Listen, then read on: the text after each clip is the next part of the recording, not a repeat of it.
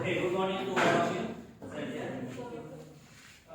आज का ट्रेनिंग है 25 hours in house CBSE training और टॉपिक है इफेक्टिव कम्युनिकेशन स्किल्स। कम्युनिकेशन हमारे लाइफ का एक बहुत ही इम्पोर्टेंट हिस्सा है। अगर हम किसी से सही से कम्युनिकेट नहीं कर पा रहे हैं तो फिर हम एक अलग ही दुनिया में हैं। इसलिए एक अच्छा सोशल लाइफ को जीने के लिए हम लोगों को चाहिए कि कम्युनिकेट अच्छे से कर पाए, वैसा स्किल हम लोगों में होना चाहिए to lead a successful and happy life. तो आज हम लोग स्टडी में देखेंगे how to become skilled in effective communication. First है व्हाट इज कम्युनिकेशन। कम्युनिकेशन का क्या definition? Faithful transfer of message, picture, whatever everything from one person to another. Yes. वो क्या क्या एग्जांपल्स होता है? जो पिक्चर जो भी चीज हम बोल रहे हैं वो चीज वही चीज इनके पास पहुंचे। Exchange of ideas from one person to another person, which will understand meaningful है ताकि सामने सुनने वाला समझ सके। जैसे रेलवे का वो कलर के जो रेलवे का जो रेड सिग्नल है वो भी कम्युनिकेशन सिंबल है उसका, और उससे हम लोग कुछ समझ जाते हैं कि आगे क्या बताया जा रहा है। सिंपल लाइट ब्लिंकिंग से कम्युनिकेशन हो जाता है। कहीं और कोई पर्सन है, ट्रैफिक लाइट ट्रैफिक लाइट्स है, सब छोटे छोटे सिंबल्स है that are used for communication for far places. So communication का एक पार्ट है। जैसे मैं आप कुछ बोले इनको, वो हमको बोले, हमको ये इनको बोले, इस तरह से करते करते लास्ट वाले से पूछेंगे लेकिन चेंज हो जाता है। तो इसको कम्युनिकेशन वर्ड में नहीं आ रहा है। जब आपका फेथफुल नहीं हो उसमें चेंज हो जाता है। कम्युनिकेशन दोनों होता है, मौखिक होता है, अमौखिक होता है, होगा। उनका कहने का मतलब है जो हम चाहते हैं वही आकर पहुंच सके, वो बहुत कम्युनिकेशन है। तो हम बोले तो दूसरा बात समझ रहे हैं, वो कम्युनिकेशन वाले की कम्युनिकेशन आता है दोनों केसेस में कम्युनिकेशन होता है, बट ये डिपेंड करता है जो रिसीवर है वो किस प्रकार से उसको रिसीव किए, है ना, किस प्रोसीड्यूर से हम जो इंफॉर्मेशन आपको दे रहे हैं वो किस मीन से किस तरह से आपके पास पहुंचा, उस पर डिपेंड करता है कि आप उसको किस तरह से रिसीव किए और उसको फिर क्या उसका मीनिंग आप निकाल रहे हैं। आप जो सर बताइए एग्जांपल बताया, बहुत अच्छा एग्जांपल है। स्टैंडर्ड हम पार्ट में यहाँ सबको बताइए इस तरह से फॉरवर्ड करते गए, आप तक वो मैसेज पहुंचा। हो सकता है मैं ताजमहल बोला था आपके पास लाल किला पहुंच गया वो मैसेज, तो वो चेंजेस हो सकता है, वो डिपेंड करता है, वैरी करता है पर्सन टू पर्सन, वो किस तरह से उसको एक्सेप्ट करता है, उस मैसेज को किस तरह से रिएक्ट करता है, रिस्पॉन्ड करता है। ये ऑल सारे फैक्टर्स डिपेंड करते हैं। इसमें ऐसे तीन फैक्टर एक्चुअली कम्युनिकेशन गैप हो गया। एक तो सोर्स हो गया, एक रिसीवर हो गया, वो आगे है, इसमें कोई मीडियम है। सर वो आगे है, आगे इसको हम चर्चा करेंगे। So what is communication? Communication is the art of transmitting information, ideas and attitudes from one person to another. Communication is the process of meaningful interaction among human beings. Meaningful interaction होना चाहिए, वो जरूरी है। It's essences personal process occurs between people, दो लोगों के बीच, दो से अधिक लोगों के बीच ये कम्युनिकेशन होता है। Involve stage in behaviour. जब भी हम लोग कम्युनिकेट करते हैं, कुछ भी इंफॉर्मेशन एक पर्सन से दूसरे पर्सन तक पास ओवर होता है, तो हो सकता है बिहेवियर चेंजेस आए। मीन्स टू इन्फ्लुएंस अदर्स, दूसरे को प्रभावित करने के लिए हम लोग कम्युनिकेट करते हैं। Expression of thoughts and emotions through words and actions, ये वे है। और the tools of controlling and motivating people, जो कि लीडर्स लोग ज्यादा करते हैं, tools for controlling and motivating people. All this comes in communication skills. Now what are the most common ways through which we communicate? बताइए कोई एक way बताइए, तरीका communication.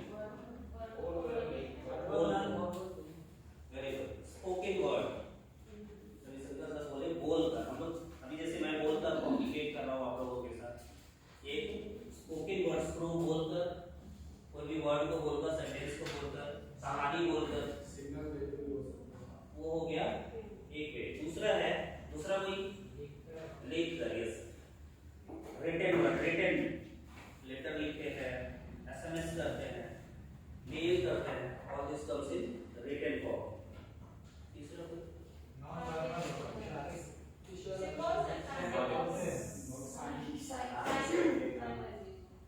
Non verbal visual images, sir ये बोले थे पिक्चर्स, आलम sir बोले बहुत सारा पिक्चर्स है, अभी मोबाइल में इमोजीज वगैरह आ गया, उससे भी हम लोग कम्युनिकेट करते हैं। एक बार खेल के मैदान में भी सर फायर का जो सिग्नल होता है, हाँ, वो भी एक पिक्चर देख करके हम उस पिक्चर को देख कर हम लोग समझ जाते हैं वो क्या कहना चाह रहा है, कौन सा वो रूल को दिखा रहा है क्रिकेट। इसके अलावा कुछ है क्या?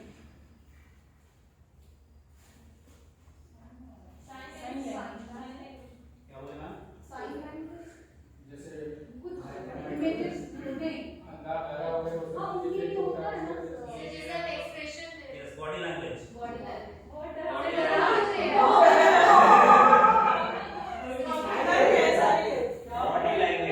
बॉडी लैंग्वेज में एक तरह का इंफॉर्मेशन है, कम्युनिकेशन स्किल। अभी कभी घर जो देर से पहुंचते हैं, दरवाजा खोलने वाली का बॉडी लैंग्वेज से समझ में आ जाता है कि खाना हमको कब से निकालना है कि मिल जाएगा।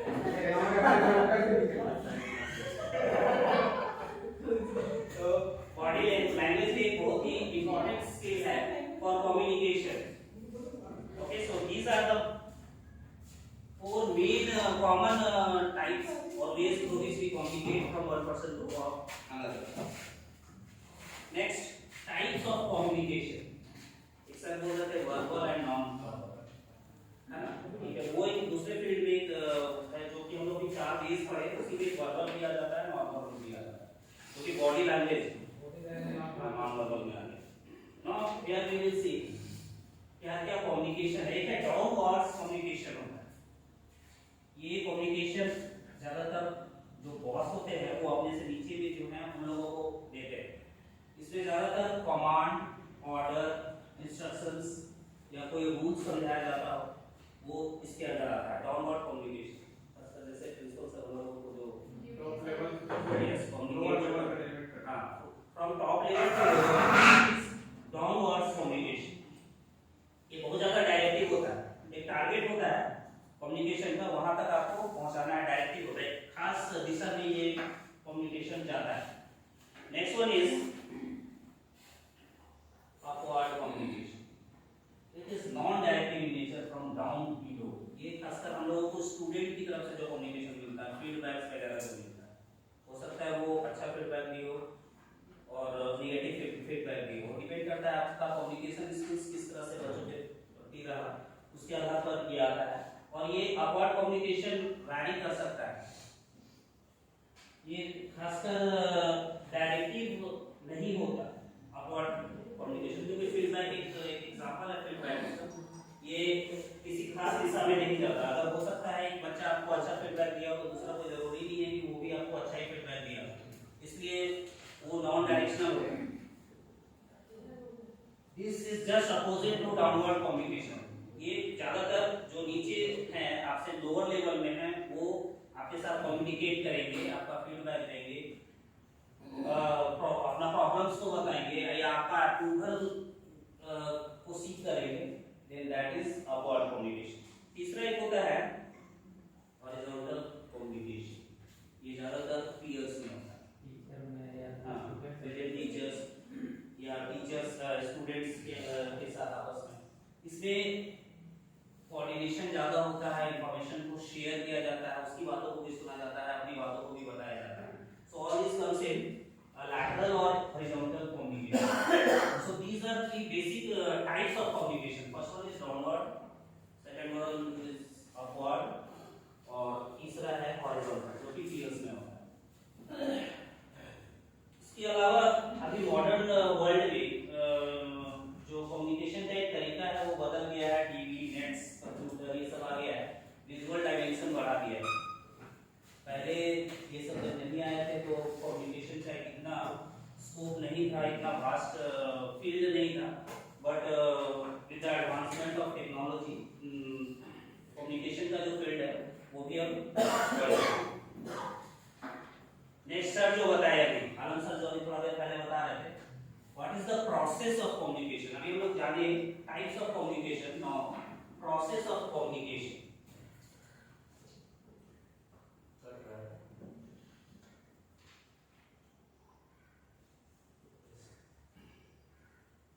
Process of communication start resource जो उसका होता है वो सेंडर होता है जो बोल रहा है जहां से कम्युनिकेशन इंफॉर्मेशन ओरिजिनेट हो रहा है दैट इज सेंडर। वो एनकोड करता है कम्युनिकेशन को।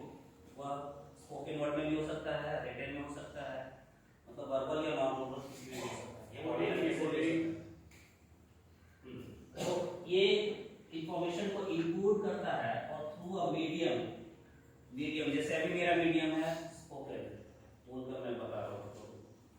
मीडियम तो ये सेंडर और इसके बीच में जो मीडियम आ रहा है ये है ये सर साइंस में थोड़ा अच्छा चलेगा। अगर मैं घर में बैठकर अगर आप लोगों के साथ कम्युनिकेट करता तो वहाँ पे टेक्नोलॉजी हो गया रहता बट यहाँ फेस टू फेस हो रहा है। उसमें भी है हाँ तो यहाँ पे इंफॉर्मेशन को इम्पोर्ट किया जा रहा है मीडियम के थ्रू मैं बोल रहा हूँ और आप लोग सुन रहे हैं। देन एक मीडियम से होता हुआ वो इंफॉर्मेशन रिसीवर के पास पहुँच रहा है जो उस मैसेज उस इंफॉर्मेशन को रिस्पॉन्ड जो करेगा जो रिएक्ट करेगा। So basically there are three parts. First one is sender, second one is the medium through which the information passes, and the third one is receiver या target जिसको सुनना है उस कम्युनिकेशन को या इंफॉर्मेशन को जिसके थ्रू कम्युनिकेशन हो रहा है। अब एक ये तो डायरेक्ट बात है जो कि हम लोग को दिख रहा है। सेंडर मैसेज को दिया मीडियम के थ्रू वो मैसेज कम्युनिकेट होता हुआ रिसीवर तक पहुंचा लेकिन वो कितना बेहतर तरीके से पहुंचा वो जानने के लिए एक अलग एक पैरेलल अपोजिट डायरेक्शन में एक पाथ होता है दैट इज फीडबैक। जब भी हम लोग बच्चों को कुछ पढ़ाते हैं कोई भी टॉपिक पढ़ाते हैं तो पढ़ाने के बाद हम लोग फीडबैक लेना नहीं भूलते। हमेशा टॉपिक पढ़ाने के बाद जरूर पूछते हैं बच्चों समझ में आया कि नहीं आया। उसमें उनका जो भी रिएक्शन होता है उस आधार पर फिर हम अपने आप को जज करते हैं और अगर ज़्यादा बच्चों लोगों को लगता है कि नहीं समझ में नहीं आया तो फिर अपने आप को डाइवर्स करते हैं और फिर एडजस्ट करते हैं और कुछ टॉपिक्स में चेंजेस लाके फिर से समझाते हैं। ये जो फीडबैक है दैट इज वेरी इंपॉर्टेंट यह जानने के लिए कि हमारा जो कम्युनिकेशन है वो इफेक्टिव रहा कि नहीं रहा। So this is the process. Communication is the process of sending end receiving information among people. और ये प्रोसेस है इस ग्राफ के जरिए इस फिगर के जरिए आप लोगों को समझ में आ रहा होगा। नेक्स्ट छोटा सा वीडियो है।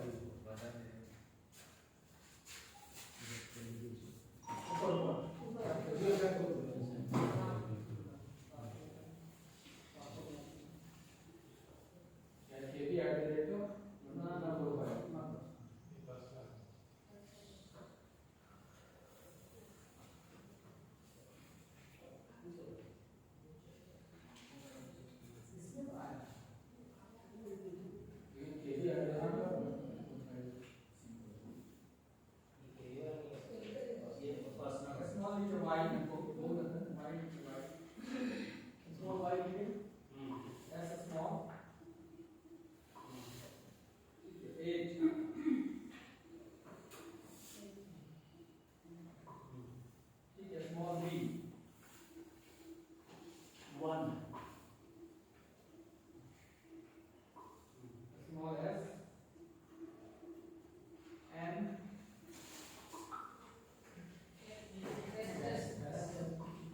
n, e, v, w.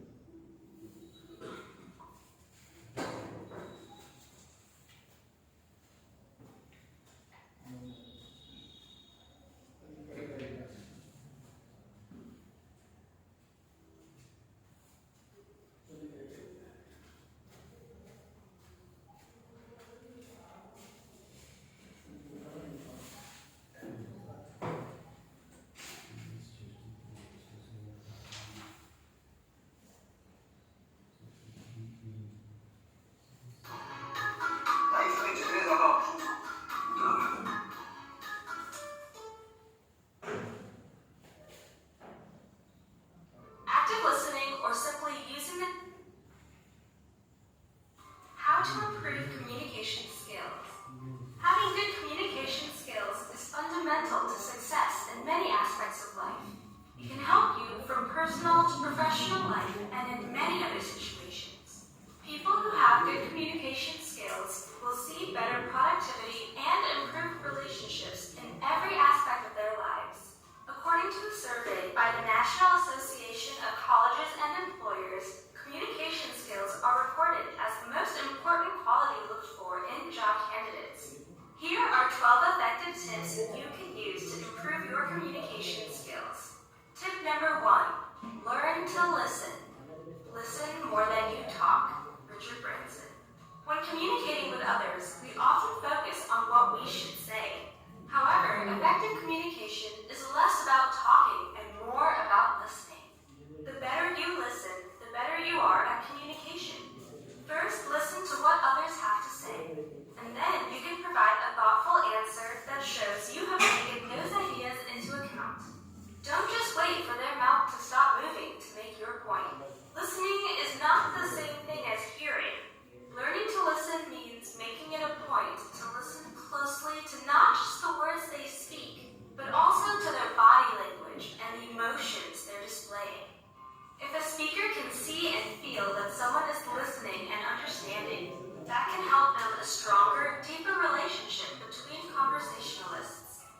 Tip number 2, pay attention to body language.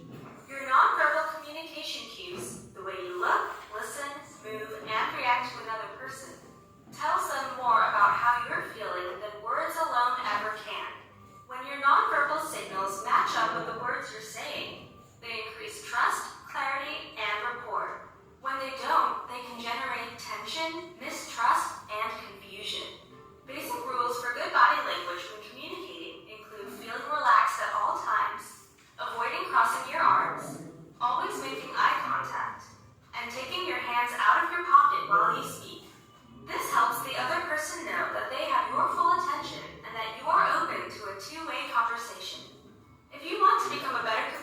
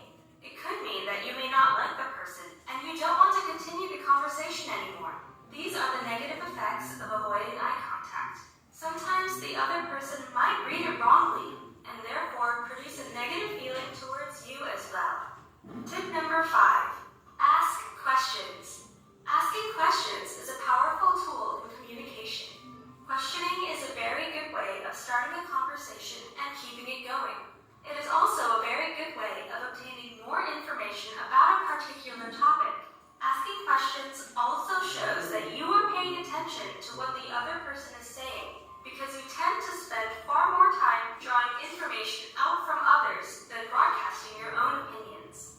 By asking questions, you learn more, and that helps you build stronger personal and professional relationships. Tip number 6, have emotional awareness. Emotions play a major role in effective communication with others. Emotional awareness, or the ability to understand and manage your emotions, will help you succeed when communicating with other people. If you have emotional awareness, you will communicate more effectively. You will also better understand what the other person is communicating to you and why. Sometimes understanding how a person is communicating with you is more important than what is actually being said. Sometimes we try to hide our feelings, but why? That's because emotions don't lie. Instead of trying to hide your feelings, focus on becoming aware of your feelings and the feelings of those around you in order to be a better communicator. Tip number 7, avoid interrupting. Interrupting is the ultimate conversation killer.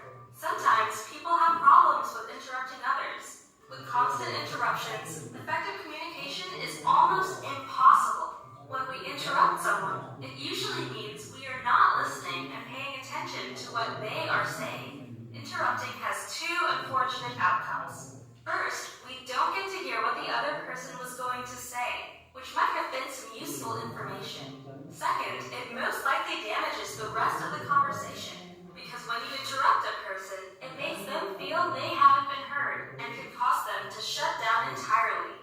If you want to be a good communicator, avoid interrupting, because it will reduce the power and effectiveness of your communication. Tip number 8, keep it positive. An important aspect of good communication skills is the ability to communicate positively. No matter how upset and stressed you are, try to stay positive, because no one wants to be around someone who is miserable and depressed. Do your best to be positive and friendly with other people. Maintain a positive, cheerful attitude. When you always maintain a positive attitude, people would love to listen and talk to you all the time and also respond positively to you. Tip number 9, speak clearly. Speaking effectively is defined as speaking in such a way that your message is clearly heard. Speaking clearly is a major part of communication. Some people tend to speak in a very low voice. Others are naturally soft-spoken. And there are those so fast that one word gets blurred into the next. Whatever your speaking style is, if people have difficulty hearing what you are saying, you can be sure you are not speaking clearly. When listeners struggle to understand you, they eventually ignore you. Enhancing clarity not only strengthens your communication skills, it improves your image and makes others more responsive to your message. Tip number 10, avoid using your phone. It is very rude to use your phone while someone is talking to you. While you are having a conversation with someone, avoid using your phone. Look at the person who is talking to you and pay attention to what he or she is saying. Using your phone while you are talking decreases the quality of what you talk about. A lot of people have the habit of using their phone while communicating. Don't be that kind of a person. And if you have to take an important call while talking to someone, excuse yourself first. Remember, no one is more important than the person you are speaking to at the moment.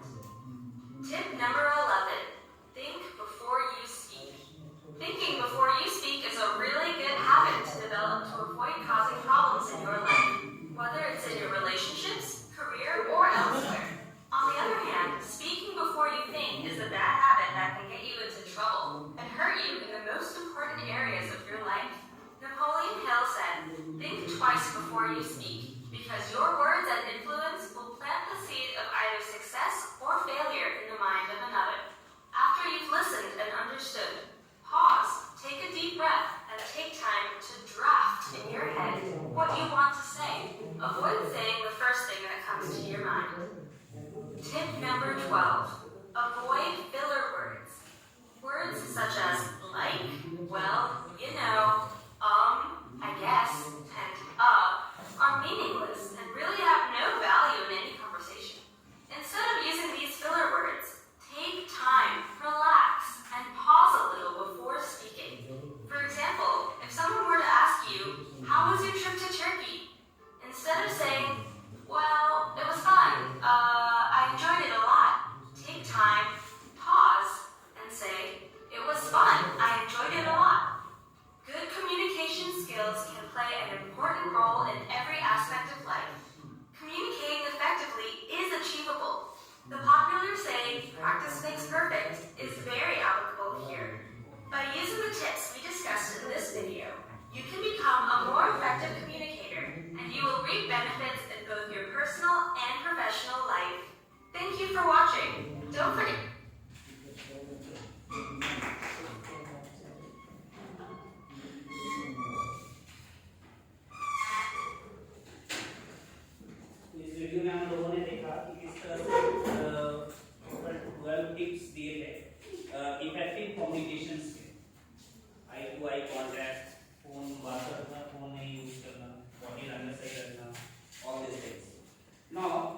We are moving toward effective communication. इसमें हम लोग अब देखेंगे meaning and definition, uses of effective communication, 7 C's and facts. So what is the meaning of effective communication? Effective communication is a two-way process. तो पता ही है दोनों तरफ से ये प्रोसेस चलता है, sending the right message and to the right person. जिस जगह तक मुझे वो इंफॉर्मेशन पहुंचाना है, जिस पर्सन तक पहुंचाना है, वहां तक पहुंचा कि नहीं पहुंचा, ये तो देखना ही है और ये पता फीडबैक से पता चलता है। बट हमारा कोशिश यही होना चाहिए कि जो कम्युनिकेशन है that should be effective, right message and to the right person. It is important to know the psychology of the people you are interacting before communication to be effective. मतलब जो व्यक्ति के पास हम इंफॉर्मेशन पहुंचा रहे हैं, communicate कर रहे हैं, उसका साइकोलॉजिकल फीलिंग उस समय कैसा है, उसका मानसिक स्थिति उस समय कैसा है। ऐसा नहीं कि वो सुनने की स्थिति में नहीं है और हम जबरदस्ती उसको सुना रहे हैं, then that should not be effective. Second one is for communication to be effective, it is necessary to know the circumstances of the counter intent. वहाँ का circumstances कैसा है, surroundings कैसा है, all these things. Effective communication includes all the aspects of visual, auditory and kinesthetic language to appeal the listener. सारी तरफ से positive होना चाहिए ताकि लिसनर को ऐसा ना लगे कि मुझ पर जबरदस्ती ये मैसेज या इंफॉर्मेशन थोपा जा रहा है। सो इसका जो डेफिनेशन ये आएगा, effective communication is the communication which produces intended और डिजायर्ड रिजल्ट। जो बोलने वाला है, जो सेंडर है, वो कितना इफेक्टिवली वो कम्युनिकेट कर रहा है सामने वाले के साथ, वो रिजल्ट से भी पता चल जाता है। जो हम इंफॉर्मेशन दे रहे हैं, कम्युनिकेट कर रहे हैं और उसका रिजल्ट क्या आया वो बता देगा फीडबैक के तौर पर कि how effective was it. Now uses of effective communication. Effective communication helps to understand a person और situation in a better way. It enables us to solve the differences, build trust and respect in the organization. Sometimes our message is misunderstood or we misunderstand the received message. Effective communication helps us to resolve problems with both point of view. कभी-कभी misunderstood हो जाता है, समझ में नहीं आता receiver को, उस केस में इफेक्टिव कम्युनिकेशन उस प्रॉब्लम को रिजॉल्व करने में हेल्प करता है। Effective communication help us to connect with kids, spouse, boss, colleagues, etc. It helps us in decision making. ये बहुत ही important है। अगर communication आपका effective है, then आपको decision making skill भी आपका improve होगा। Now the 7 C's. 7 C's of effective communication. इसलिए मैं अभी सबको invite करूँगा, वो आगे बताएंगे।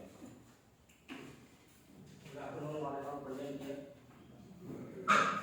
अभी तक हमने कम्युनिकेशन के बारे में जाना, कितने तरह के कम्युनिकेशंस होते हैं वो भी हमने देखा। तो अब हम देखेंगे 7 C's क्या होता है कम्युनिकेशन के लिए। किसी भी कम्युनिकेशन को इफेक्टिव बनाने के लिए, प्रभावी बनाने के लिए कुछ पॉइंट्स को हमें दिमाग में रखना है। और वो पॉइंट्स हैं, जैसे पहला पॉइंट है कंप्लीटनेस, दूसरा है conciseness, consideration, clarity, completeness, courtesy and correctness. हमें वन तक हम देखेंगे कि इन सारे पॉइंट्स में हमें क्या किन बातों का हमें ध्यान रखना चाहिए। पहला है कंप्लीटनेस। जैसा कि नाम से ही क्लियर है कि हम जो भी मैसेज डिलीवर करना चाहते हैं या जो भी अपने क्लासरूम में कहीं पर भी या फिर क्लासरूम के बाहर भी अपने शॉप में कुछ खरीदना चाहते हैं, वहाँ पर भी अगर हम ये कुछ मैसेज डिलीवर करना है तो वो कंप्लीट होना चाहिए।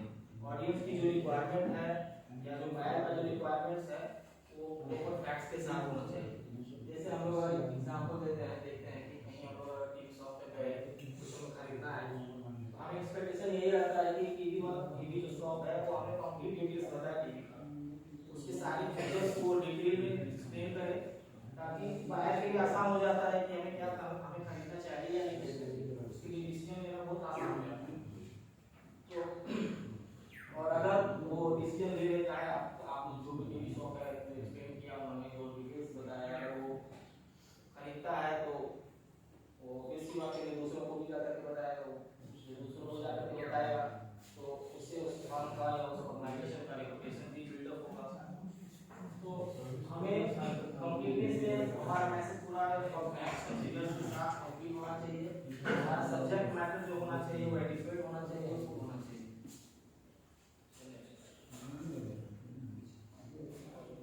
दूसरा है कंसाइजनेस। हम लोग मैसेज डिलीवर करते हैं लेकिन हमारा कोशिश यही आता है कि हमारा मैसेज लीस्ट पॉसिबल वर्ड्स में होना चाहिए। हम लोग मैसेज को प्रीफर नहीं करते हैं, हमारा आज का शेड्यूल ऐसा हो गया कि हम लोग कोशिश करते हैं कि छोटे छोटे मैसेज हो। पहले हम लोग देखते थे कि पहले टेलीग्राम में तार से हम लोग मैसेज भेजते थे, तो उस समय कोशिश यही आता था कि कम से कम शब्दों में हमारा मैसेज चला जाए, क्योंकि उस समय वर्ड्स के प्रत्येक वर्ड्स के पैसे लगते थे, चार्ज किया जाता था कि इतने वर्ड से इतने पैसे लगेंगे। तो हमारा कोशिश चालू यही होता था कि हमारा जो मैसेज है वो बिल्कुल कंसाइज में होना चाहिए, एकदम छोटे से छोटे होना चाहिए और concise message is more appealing and comprehensive to audience. हम लोग न्यूज़पेपर में पढ़ते हैं, न्यूज़पेपर में पढ़ते हैं हम लोग हेडलाइंस से पढ़ते हैं, हम लोग उसके अंदर जो डिटेल्ड मैसेजेस होते हैं वो हम नहीं पढ़ पाते हैं, और लाइफ शेड्यूल ऐसा है तो हम उसके ऊपरी हेडलाइन से ही हम न्यूज़पेपर पढ़ करके हम पता लगा लेते हैं कि देश दुनिया में क्या चल रहा है क्या नहीं चल रहा है। कंसीडरेशन, हम कहीं पे भी मैसेज डिलीवर करें, चाहे क्लासरूम हो चाहे आउटसाइड क्लासरूम हो, हम दूसरों को भी कंसीडर करें, हम सामने वाले को भी कंसीडर करें कि वो उसके रिलेशन माइंड में क्या चल रहा है, उसका माइंडसेट क्या है, उस समय वो किस बैकग्राउंड, उसका एजुकेशन बैकग्राउंड क्या है। कभी कभी होता है कि हम जो चीजें बोल रहे हैं सामने वाले को समझ नहीं आता, तो हमें दूसरों का सेल्फ रिस्पेक्ट का भी ध्यान रखना है कि हम ऐसा कुछ ना बोलें जिससे कि सामने वाला का सेल्फ रिस्पेक्ट को ठेस पहुंचे। थोड़ा सा हम लोग कोशिश करेंगे कि सामने वाला का हम कुछ ऐसा ना बोल दें कि सामने वाला इमोशनली हर्ट हो जाए, उसकी फीलिंग को हर्ट पहुंचे। तो इसमें हम लोग एक अप्रोच फॉलो करते हैं जिसका नाम है यू अप्रोच। इसका मतलब है कि हम जो भी बोले हम दूसरे पर्सन के हिसाब से बोलें, तो उसका प्रेजेंस ऑफ माइंड समझ करके, उसका बैकग्राउंड समझ करके, उसका डिफरेंस क्या समझ करके उसके बाद हम उससे कम्युनिकेट करें तो ज्यादा बेनिफिशियल होगा। नेक्स्ट है clarity. Clarity emphasizing on a specific goal or objective at a time rather than trying to move away from the track। हम कहीं पे भी मैसेज डिलीवर करते हैं तो हमारा कोशिश यही होना चाहिए कि हम अपने पर्पस जो हमारा कम्युनिकेशन का है वो क्लियर होना चाहिए और मैसेज हमारा क्लियर होना चाहिए। हम घुमा फिरा करके बात ना करें और डायरेक्ट बात करें, जो हमें करना है, जो हमें बोलना है, डायरेक्ट बात करें। कभी कभी ऐसा होता है क्लासरूम में भी हम लोग देखते होंगे कि हमारे माइंड से बहुत सारे थॉट्स होते हैं, बहुत सारे आइडिया चल रहे होते हैं, लेकिन हम उसे ठीक से कन्वे नहीं कर पाते, जिससे कि ऑडियंस को भी, जिससे भी क्लास में बच्चों को भी क्लियर नहीं हो पाता कि हमें करना क्या है। तो हमें जो भी हमारे अंदर थॉट्स हैं, जो भी हमारे अंदर चल रहा है, आइडिया चल रहे हैं, उसे हमें प्रॉपर वर्ड्स के साथ कन्वे करना है ताकि वो ज्यादा क्लियर हो। Next, concreteness. कंक्रीटनेस में जैसे हम टू द पॉइंट बात करेंगे, हम लोग जैसे कभी कभी होता है कि हम लोग घुमा फिरा करके जो हमें पॉइंट बोलना चाहिए वो नहीं बोल पाते। जैसे अभी कोरोना वायरस चल रहा है तो गवर्नमेंट ऑफ इंडिया से जो हमें डाटा मिलता है कि इतने परसेंट पॉपुलेशन इन्फेक्टेड हुए, इतने परसेंट माइल्ड केसेस हैं, इतने परसेंट सीवियर केसेस हैं, इतने परसेंट डेथ भी हो रहे हैं। तो इस तरह के डाटा अगर हमें गवर्नमेंट ऑफ इंडिया से मिल रहा है तो हमारे लिए समझना बहुत आसान हो जाता है कि एक्चुअली ये क्या हो रहा है।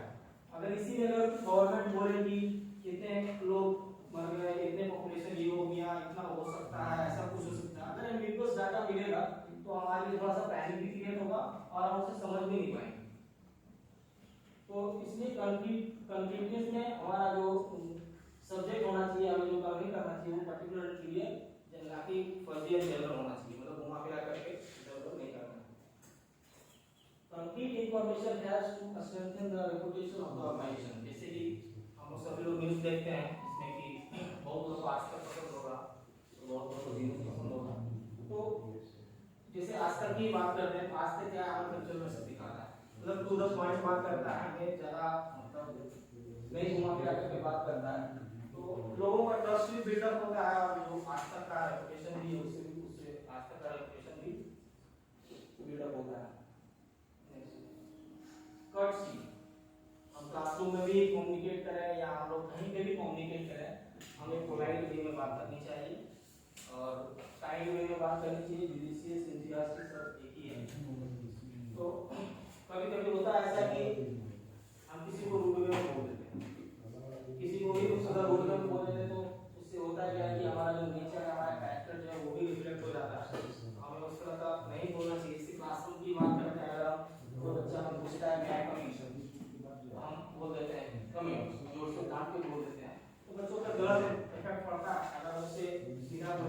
का भी, तो उसे अच्छा मतलब प्रभाव पड़ता है। बच्चा कितना ही लेट जाए हाँ सर, वो तो बोला है नहीं, हम नॉर्मल, इससे नॉर्मल बात करें तो क्लास से बाहर गया बच्चा और बोला सर मैं कभी, ऐसे हम गुस्से में हम उसको डांट दिए तो बच्चा सोचेगा सर तो मतलब हमारे को गलती नहीं थी, हमको क्यों डांट दी सर। तो इस तरह का हमें आप खुद पे प्रणव करना चाहिए। ठीक है, लेकिन कहता है अच्छा नहीं सर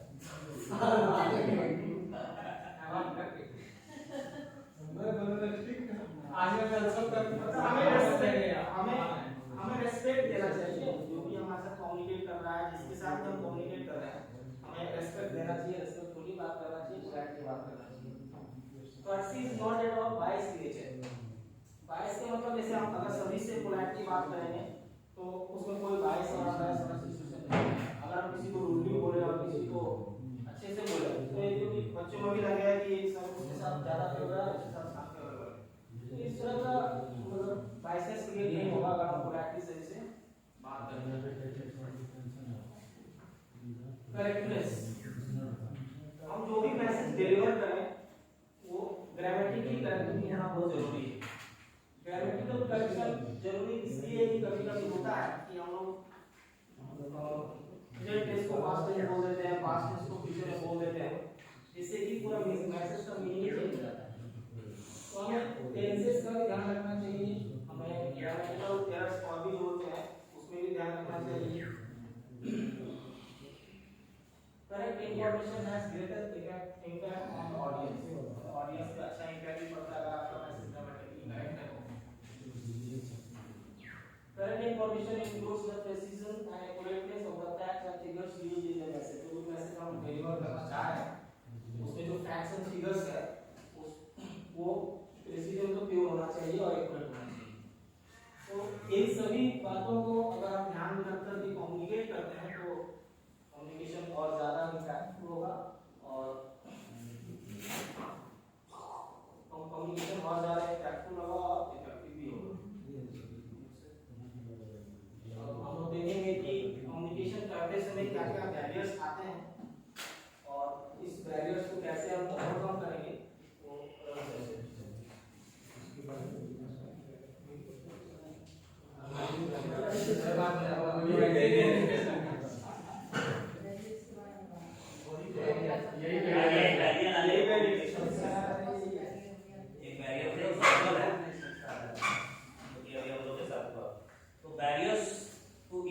कम्युनिकेशन।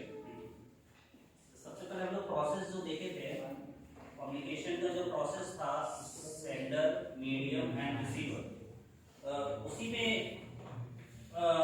बैरियर्स इन्हीं तीनों में होता है। इन जो तीन टाइप्स है मेन प्रोसेस है जिसके थ्रू से कम्युनिकेशन या information one person to another person flow करता है। तो सबसे पहला जो बैरियर है वो जहाँ रिसोर्स है जो सेंडर है इंफॉर्मेशन का, वहाँ के बारे में हम लोग चर्चा करेंगे। First one is lack of sensitivity to receiver. मतलब रिसीवर जो है वो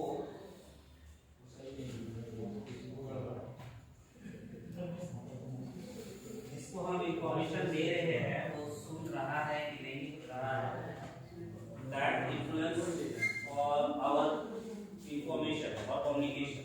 आप बता सकते हैं कि सुन रहा है नहीं सुन रहा है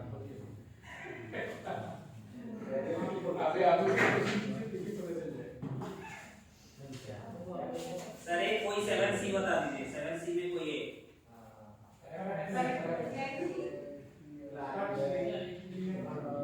कंसीडरेशन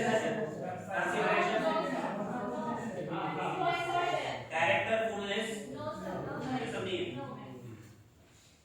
कॉम्पिटेंसी ये था सर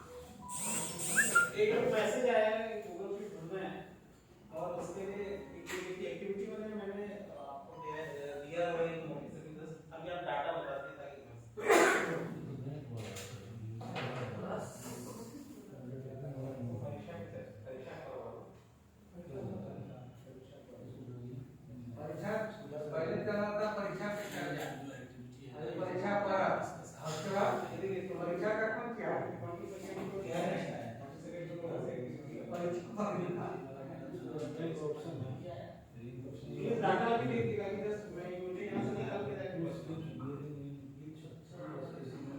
हम लोग ये और क्लास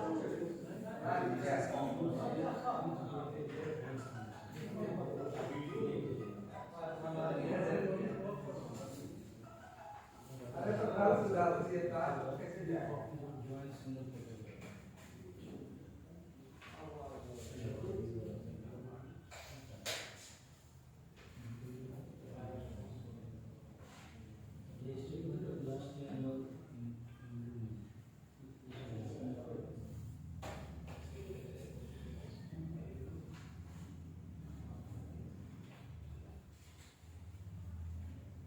अब हम लोग देख रहे थे barriers to effective communication.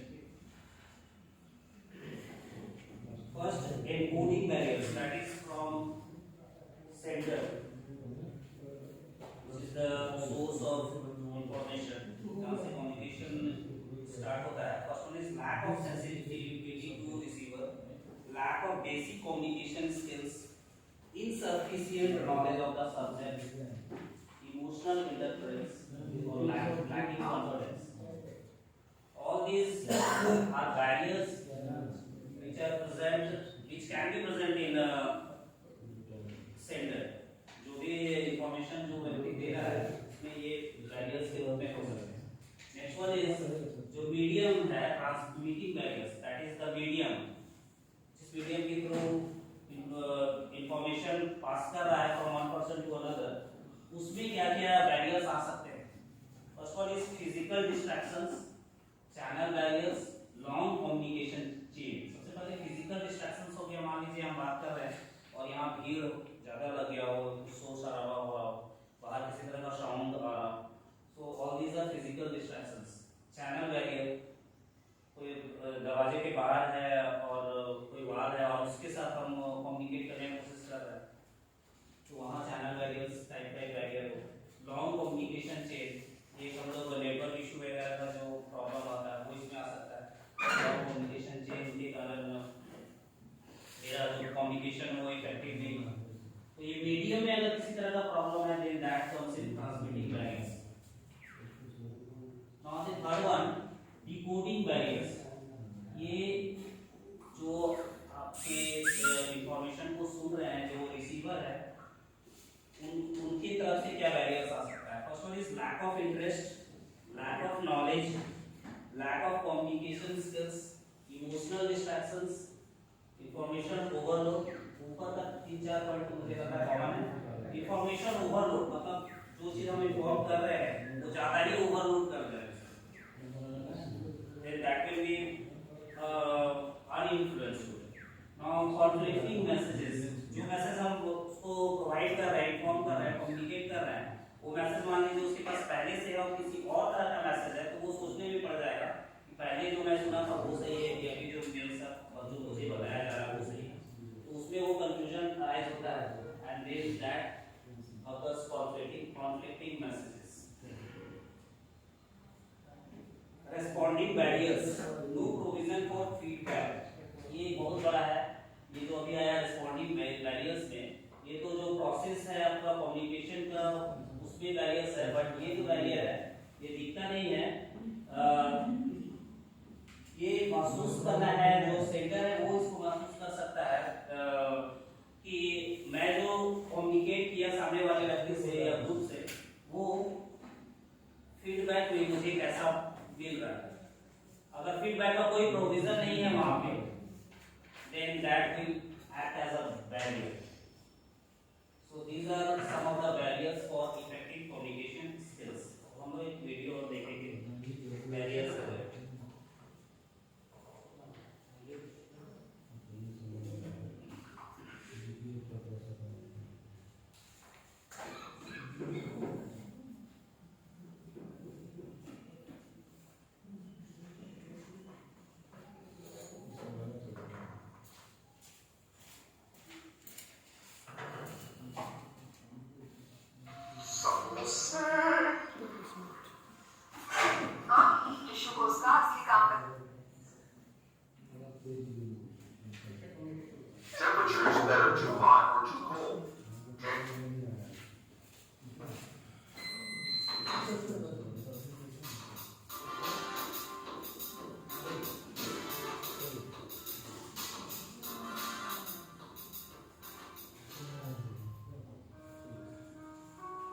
barriers to effective communication. 1. Physical barriers. These are such things as inadequate equipment, such as outdated computers, phones with poor signals, background noise, poor lighting, temperatures that are too hot or too cold, tangible items that may interfere with communication efforts. 2. Attitudes. Sometimes strong emotions like anger or sadness can taint your objectivity. Being extremely nervous, having a personal agenda, or asserting a need to win the argument can make communications less than effective. Such interfering emotions are also known as emotional noise. 3. Language. This may seem like a minor obstacle, but even people who speak the same native language can have difficulty understanding each other if they are from different generations or different regions of the same country. Slang, professional jargon, and regional colloquialisms can hurt communicators with even the best intentions. 4. Physiological barriers. Ill health, poor eyesight, hearing difficulties, and pain are all physiological obstacles to effective communication. 5. Problems with structure design. Companies or institutions can have unclear organizational structures, making communications difficult. Bad information systems, lack of supervision, and employee training are also to blame for faulty communications. 6. Cultural noise. People sometimes make assumptions about others based on their cultural background and associated stereotypes. 7. Lack of common experience. It's a great idea to use examples or stories to explain or enhance a point. However, if others cannot relate to these examples because they do not have the same knowledge or shared experiences, then this tool will be ineffective. 8. Ambiguity and overuse of abstractions. Leaving things half said or using too many generalizations, proverbs, or sayings can lead to lack of clarity, which in turn lends itself to misinterpretation. 9. Information overload. It takes time to process large quantities of information, and too many details can overwhelm and distract the audience from the important topics. 10. Jumping to conclusions. Making assumptions before listening to all the facts can be problematic in the least and catastrophic at worst.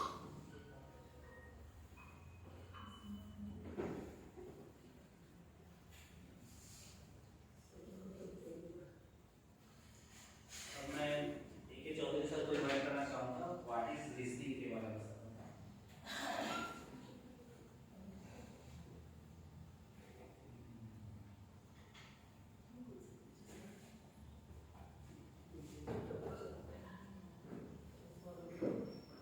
तीन part में से एक part करना तो तीनों मिलेंगे एक source हो गया आइडिया हो गया और ये लास्ट वाला पार्ट है रिसीवर सर मात्र 8 मिनट समय आपके पास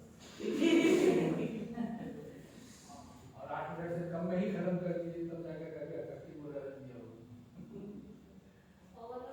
ठीक है कोशिश करते हैं आप सबों का अभिवादन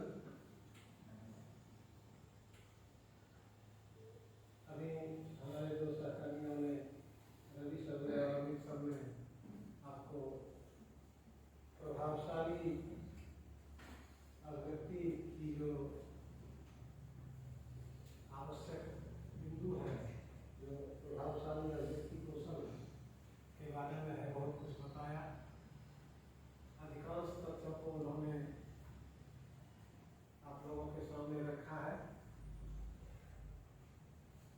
एक मुझे लिसनिंग के बारे में सर ने कहा है बताना है तो लिसनिंग का भी कई स्तर होता है हमको यह ध्यान रखना पड़ता है कि जो हमारा सुनने वाला है वह किस स्तर का है क्योंकि हम लोग अध्यापन कर्म से जुड़े हुए हैं तो इसमें हम क्लास 6 के क्लास में अभी जा रहे हैं क्लास 4 के क्लास में जा रहे हैं क्लास 3 में जा रहे हैं और क्लास 10 में भी जा रहे हैं तो हमको स्तर का ख्याल रखना पड़ता है अभी हम स्तर का ख्याल नहीं रखेंगे कि किस स्तर का हमारा श्रोता है और उसके स्तर से कठिन अभी हमारा वक्तव्य होगा तो फिर वहाँ पर प्रभाव कम पड़ेगा।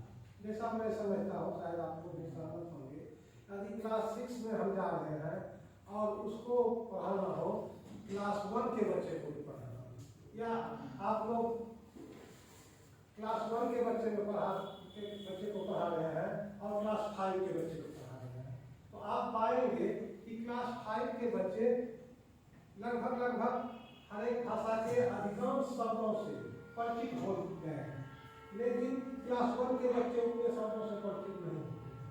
तो प्रभावशाली अभिव्यक्ति के लिए यह आवश्यक है कि हमको क्लास 1 के बच्चे के स्तर पर उतारना पड़ेगा। अभी क्लास 1 के बच्चे के स्तर पर हम नहीं उतरेंगे तो शायद उनके ऊपर से बहुत सारी बातें निकल जाएगी और मेरा जो वक्तव्य होगा उनकी समझ में नहीं आएगा, और फिर वह हमारा वक्तव्य जो होगा, हमारी अभिव्यक्ति जो होगी वह प्रभावशाली नहीं होगी। क्या मैं सही हूँ सर? मैं एक उदाहरण देता हूँ छोटा सा, एसपी सिंह सर ध्यान से सुनेंगे, की अवस्था में है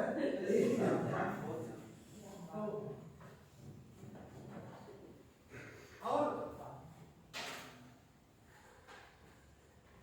वक्तव्य जो होना चाहिए उसमें शब्दों का स्पष्ट उच्चारण होना चाहिए, बच्चों के स्तर के योग्य होना चाहिए। हम इतनी तेजी से भी नहीं बोले कि एक शब्द दूसरे शब्द के ऊपर चढ़ा हुआ हो, कहीं बीच में जगह नहीं हो, स्पेस नहीं हो। इसके लिए पॉनिनी ने एक बहुत अच्छा उदाहरण दिया है। हमारा जो वक्तव्य होना चाहिए, खास करके क्लास में, पॉनिनी ने बहुत अच्छा उदाहरण दिया है कि जैसे एक बिल्ली अपने बच्चे को अपने ही मुंह में ले करके एक जगह से दूसरे जगह ले जाती है। यदि बिल्ली को अपना घर बनाना हो जहाँ उन्होंने प्रसव किया है और उस छोटे बच्चे को दूसरे जगह ले जाना हो तो अपने मुंह में लेकर के वह जाती है, लेकिन उतने ही अच्छे तरीके से मुंह में ले जाती है तो कोई पीड़ा नहीं होती है। वही बिल्ली यदि किसी दूसरे चीज को मुंह में लेकर के जाए तो शायद उसकी जो नुकीली दौलत है उसे डर जाएगी, उसे हो सकता है उसका जहर भी चला जाए, उसके शरीर में घाव भी हो जाए, लेकिन अपने बच्चे को कुछ नहीं होता है। वह अपने बच्चे को उसी ढंग से ले जाती है कि उसका बच्चा सुरक्षित पहुंच भी जाता है और उसे कोई नुकसान भी नहीं होता है।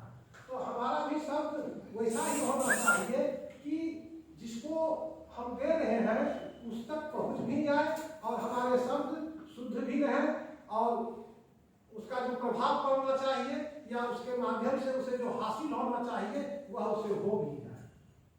इसके लिए यति चिन्ह का प्रयोग भी होता है। भाषा में यति चिन्ह, जिसे विराम चिन्ह बोलते हैं, यति का अर्थ विराम होता है, तो यति चिन्ह का प्रयोग भी आवश्यक होता है। कहाँ मुझे ठहरना है, कहाँ नहीं ठहरना है, कहाँ पूरे वाक्य को पूरा करना है, कहाँ प्रश्नवाचक चिन्ह का प्रयोग करना है, तो उसकी अभिव्यक्ति भी आवश्यक होती है।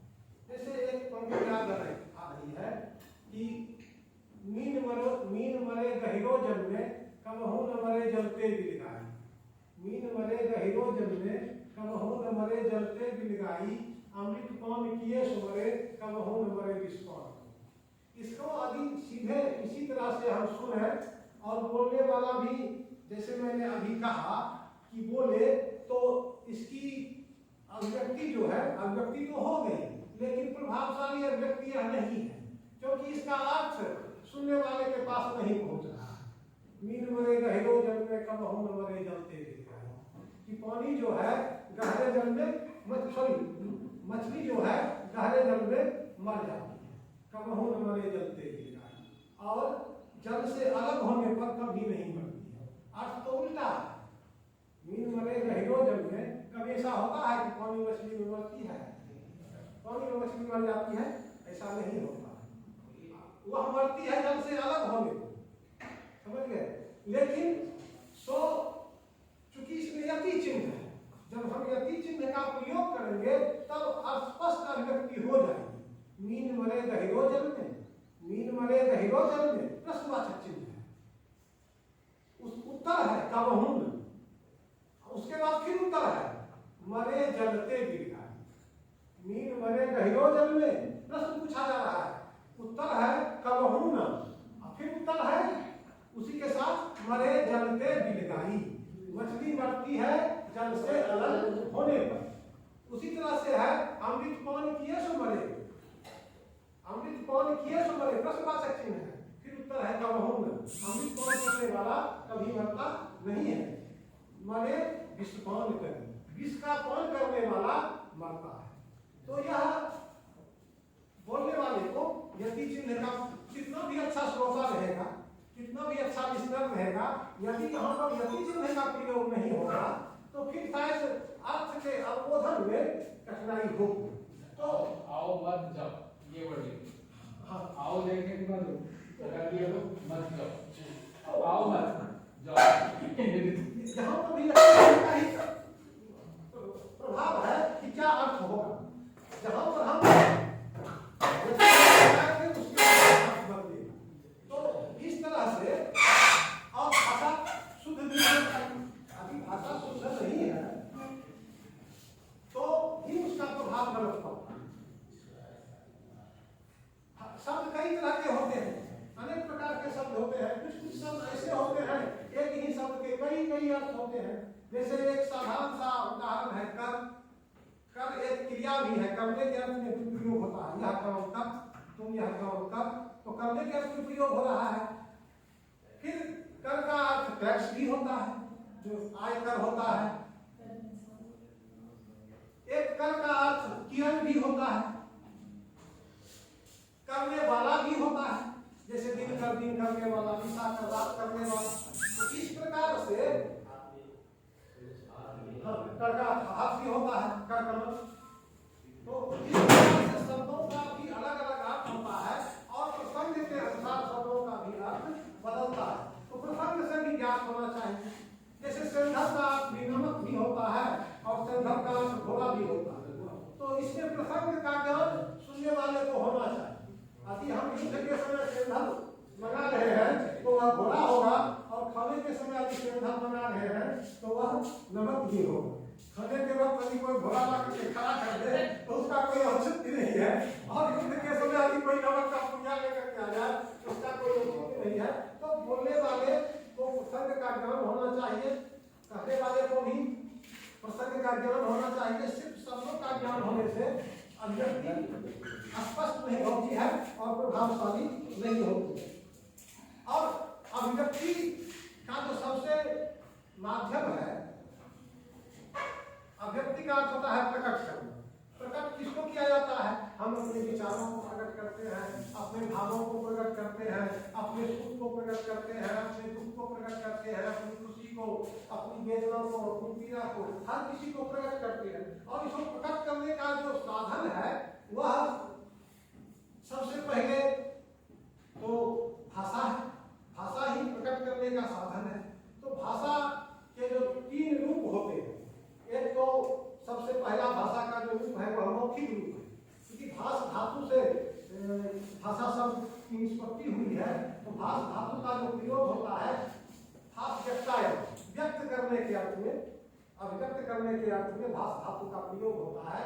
तो वहां पर प्रकट करने का जो अर्थ है सबसे पहले बोल करके ही प्रकट किया जाता है, क्योंकि लिपि का और वर्णों का विकास तो बहुत बार हुआ है। पहले वाणी के रूप में ही भाषा प्रकट हुई है, बोलने के रूप में ही भाषा का उद्गम हुआ है। और जब भाषा बनी, बहुत दिनों तक भाषा बोल बोल करके प्रकट की जाती रही। जैसा कि आप लोग जानते होंगे, सुनते होंगे कि हमारा जो प्राचीन साहित्य है उसका नाम ही श्रुति था। वेद का नाम श्रुति है। श्रुति इसलिए है कि प्राचीन काल में वह गुरुमुखी विद्या थी। गुरु के मुख से छात्रों ने सुना, फिर छात्रों ने अपने शिष्यों को सुनाया। तो इसी तरह से बहुत दिनों तक यह परंपरा आती रही और वह परंपरा चलते चलते चलते चलते तब तक चली जब तक कि कागज का विकास नहीं हो गया, छापाखाने का आविष्कार नहीं हो गया, तब तक गुरुमुखी विद्या चलती रही। और वह विद्या जब कागज का आविष्कार हुआ, छापाखाने का विकास हुआ, या उसके पहले जो तालपत्र वगैरह थे, लिपि का विकास हुआ, तालपत्र वगैरह के माध्यम से लिपि पर लिखा जाने लगा। तो वह जो मौखिक भाषा थी वही मूल भाषा का रूप है। और जो लिपि का विकास हुआ तो हमारे जो वर्ण थे, हमारे जो शब्द थे, उसी के अनुसार वर्णों का भी निर्माण हुआ। ऐसा नहीं कि यदि हम अ शब्द का उच्चारण कर रहे हैं तो उसके लिए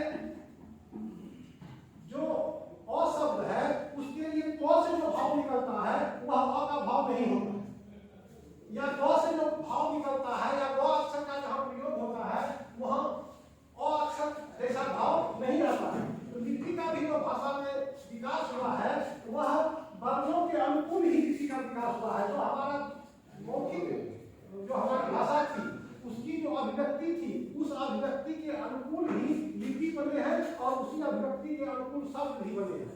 और धीरे धीरे उसी अभिव्यक्ति और लिपि के सामंजस्य से शब्दों का निर्माण हुआ और फिर वह शब्द उसी अर्थ में प्रयुक्त होने लगा। फिर धीरे धीरे भाषा का विकास हुआ, लिखित भाषा का विकास हुआ और आज तो लिखित भाषा बहुत आगे बढ़ रही है। उसमें बहुत सारे शब्द ऐसे भी हैं जिनका की प्रयोग लाक्षणिक अर्थ में होने लगा है। शब्द शक्ति का विकास हुआ। पहले जो रूढ़ अर्थ में प्रयोग होता था अब वे शब्द रूढ़ अर्थ में प्रयोग नहीं हो रहे हैं। जैसे पानी था, पहले पानी का प्रयोग पानी के ही अर्थ में होता था, जल के अर्थ में होता था, लेकिन आज पानी का प्रयोग सिर्फ जल के अर्थ में नहीं हो रहा है। आज मैंने उसका पानी उतार दिया, तो आज मैंने उसका पानी उतार दिया, यहाँ पर पानी का अर्थ जल नहीं है। तो यह जो भाषा का विकास है यह उसके क्षमता का विकास है, भाषा की क्षमता का विकास है। कभी कभी भाषा में शब्दों का अर्थोत्कर्ष होता है और कभी कभी शब्दों का अर्थात्कर्ष होता है। जब अर्थोत्कर्ष होता है भाषा में शब्दों का तब शब्द जो है अपनी क्षमता से अधिक भार को वहन करना शुरू कर देता है, यानी कि उसका प्रयोग जो है व्यापक हो जाता है। और जब अर्थात्कर्ष होता है तो जितना उसको भार वहन करना चाहिए, जितना उस शब्द को अभिव्यक्त करना चाहिए उससे भी वह कम अभिव्यक्त करना शुरू कर देता है।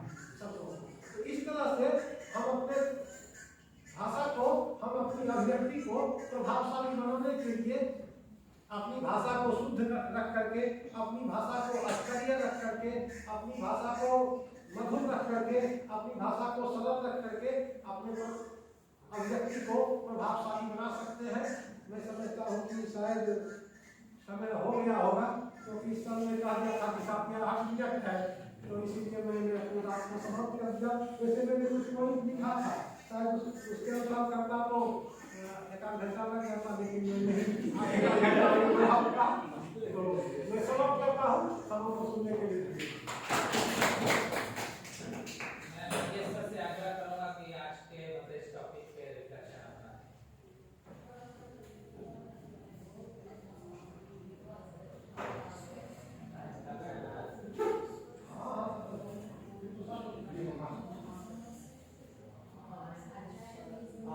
नमस्कार। और अचानक से हमने कोशिश कर रहा हूँ कि आज का जो ट्रेनिंग का उसका जो टॉपिक है कम्युनिकेशन और मेरे काम किया और सबसे इन्होंने लगा कि क्या है, हम अभी तक भाषा के बारे में बहुत कुछ नहीं जानते हैं। मेन उद्देश्य हम लोगों का है कि कैसे हम टीचिंग लर्निंग प्रोसेस को कम्युनिकेशन के द्वारा बनाएं। कहीं कहीं बच्चे के सामने हम नतमस्तक भी हो जाते हैं, जो तैयारी करके गए हैं शायद हम लोग वहाँ तक नहीं पहुँचा पाते हैं। कभी कभी हम उसी शब्द को द्वारा, जहाँ तक बताया कि verbal और नॉन वर्बल, एक बात हम लोग को जानना चाहिए कि शब्दों में बहुत बड़ी ताकत होती है। कुछ ऐसे शब्द हम लोग उच्चारण करते हैं, बोल देते हैं जो बच्चों के अंदर हट कर जाती है, और कुछ ऐसे शब्द भी हम लोग बोलते हैं जो बच्चे को हर्ष से लेके हर्ष तक पहुंचाता है। तो वाणी में इतनी ताकत है, इतनी क्षमता है कि हम चाहे तो इसको बदल सकते हैं। फिर आपने कहा कि नॉन वर्बल को हम लोग बहुत यूज करते हैं। आंख दिखाना भी एक कला है। जब बच्चे गलती करते हैं तो हम आंख भी दिखाते हैं, तो ये भी एक उसको समझ में आ जाता है बात कि ये सर कुछ हमसे नाराज हैं या हमने कुछ गलती की है। फिर नॉन वर्बल में एप्रिसिएशन भी होता है। जब बच्चा सही करता है, छात्र सही जवाब देता है, तो हम उसको एप्रिसिएट भी करते हैं कि शाबाश तुमने अच्छा काम किया है। कोई बच्चा समय से आता है अपनी कक्षा में, हम उसको कहते हैं कि बहुत आप अनुशासित हैं, इसी तरह से बना कर रखिए। तो कुछ ऐसे शब्द हैं वर्बल और नॉन वर्बल तो हम जानते हैं, नॉन वर्बल भी कुछ ऐसे हैं जो बच्चे को मोटिवेट करता है। और ये करने की बात नहीं, हम लोग सभी जानते हैं, सभी करते ही हैं, लेकिन आज जो मुझे मौका दिया गया कि कुछ बोलिए, तो मुझे लगा कि आज तक जितने भी कार्यक्रम हो रहे हैं सबों ने बढ़ चढ़ कर हिस्सा लिया और समझते हैं कि इसको हम लोग अगर क्लासरूम में उतारे तो यही हम लोगों की उपलब्धि होगी। तो मैं संक्षिप्त में जो भी ट्रेनिंग दे रहे हैं, मैं सबसे क्या कह सकते हैं, लिसनर तो मैं बहुत अच्छा हूँ, मैं हर एक बात को सुनता हूँ, और जो अच्छा लिसनर होता है वो अच्छा ओरेटर भी होता है, वक्ता भी होता है। तो आप जो स्तर है बहुत अच्छा लगता है, और यही बात हम लोगों को बच्चों तक पहुँचाना है कि जो हम लोग सीख रहे हैं या ये केवल सीखने तक ही है। कम्युनिकेशन सही में तभी होगा जो चीज़ें यहाँ हम लोग सीख रहे हैं उसको सही रूप में हम अपने बच्चों तक पहुँचाते हैं, तभी यही उपलब्धि हमारी होगी। इन्हीं शब्दों के साथ